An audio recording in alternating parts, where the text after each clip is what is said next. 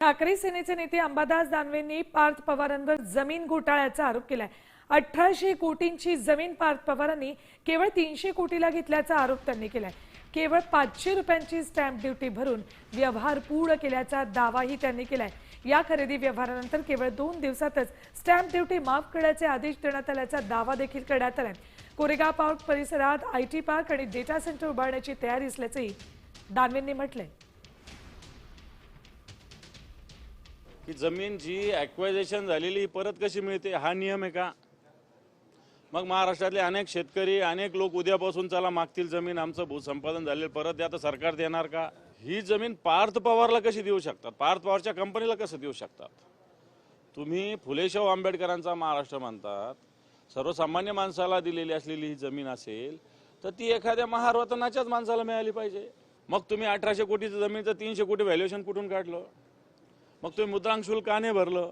आणि कोणता नियम पार्थ पवारांनी पाळला हे पार्थ पवारांनी सांगावं। या सगळ्या विषयाचा खुलासा पार्थ पवारांनी करावा। दरम्यान सामाजिक कार्यकर्त्या अंजली दमानिया यांनी जमीन व्यवहारावरून काही सवाल उपस्थित केलेत, बघा।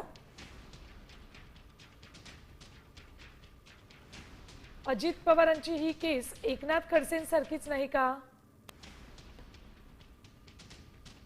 मुख्यमंत्री फडणवीस आता त्यांच्या लाडक्या उपमुख्यमंत्र्यांवर कारवाई करणार का?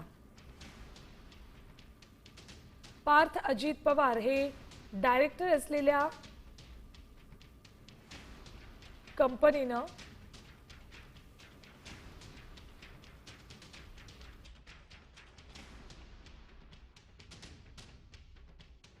अजित पवार हे डायरेक्टर असलेल्या आमेडा होल्डिंग्स LLP नावाच्या कंपनीनं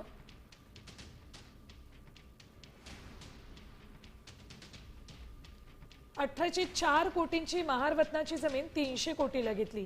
या व्यवहारात 2 दिवसात स्टॅम्प ड्युटी देखील माफ करण्याचे आदेश आले। महारत्नाची जमीन सरकारी परवानगी शिवाय विकता, हस्तांतरित किंवा गहाण ठेवता येत नाही। परवानगी न घेता विक्री झाली तर ती बेकायदेशीर ठरते। अशा वेळी जमीन पुन्हा सरकारकडे जाऊ शकते। मग महसूल मंत्री जमीन जप्तीचे आदेश कधी देणार? ही जमीन असलेल्या भागात आधीचे व्यवहार काय भावाने झाले याचा तपशील द्यावा।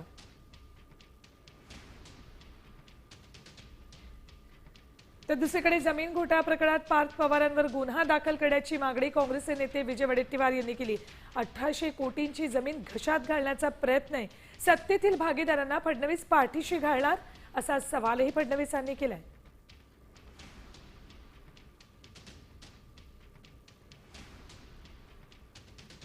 वडेट्टीवार यांनी पार्थ पवारांवर कारवाईची मागणी केली आहे। 420 चा गुन्हा दाखल करा अशी मागणीही त्यांनी केली आहे। तर सत्तेतील भागीदारांना फडणवीस पाठीशी घालणार का असा सवाल सुद्धा वडेट्टीवारांनी उपस्थित केलाय।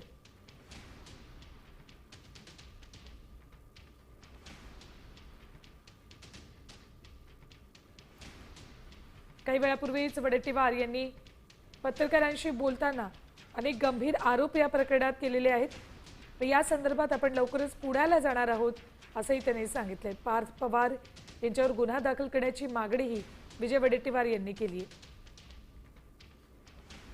या संपूर्ण प्रकरणाची पुण्यातल्या जमिनीची माहिती घेतली तर किमान 1 लाख कोटी रुपयाचा या जमिनीचा घोटाळा समोर आल्याशिवाय राहणार नाही। 1 लाख कोटी रुपयाचा एवढं मोठं प्रकरण, एवढे मोठे प्रकरण पुण्यामध्ये केले गेले आहेत, घोटाळे केले गेले आहेत। 1800 कोटी रुपयाची ही मालमत्ता, मालकाचा पत्ता नाही, सरकारी जमीन खरेदी विक्री करून घशात घालण्याचा प्रयत्न सत्तेमधील बसलेल्या सत्ताधाऱ्यांच्या आशीर्वादामुळे। आता मला देवाभाऊंना प्रश्न विचारायचा आहे की तुम्ही सत्ता टिकवण्यासाठी इथे दुर्लक्ष करणार, सत्तेतल्या भागीदारांना वाचवण्यासाठी दुर्लक्ष करणार आहात का, की यावर कारवाई करणार आहात?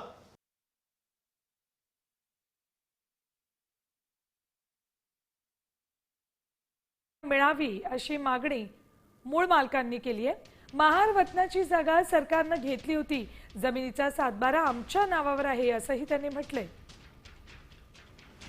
पॉवर ऑफ अटर्नी म्हणजे आमच्या पूर्वजांनी ही शीतल किशनची आणि तेजवानी नावाच्या त्यावेळेच्या बिल्डरला घेऊन गेलेली आहे आणि ती पण अतिशय नगण्य आणि ती लोकांची चेक सुद्धा आमच्या आजोबाचा चेक सुद्धा बाउंड झालेला आहे. आमची एवढीच मागणी आहे की बाबा आमची जागा आम्हाला परत मिळावी. जो लढा आमच्या 3 पिढ्यांपासून चालू आहे, आमचं म्हणणं एकच आहे, 3 पिढ्यांपासून आम्हाला राजकारणाची किंवा वैयक्तिक कुणाच्या मतभेद हेवे दाव्याची काय घेणं देणं नाही. आमची जमीन आमच्या मूळ वतनदारांना मिळावी एवढीच नम्र आमची तुमच्या मार्फत विनंती आहे प्रशासनाला.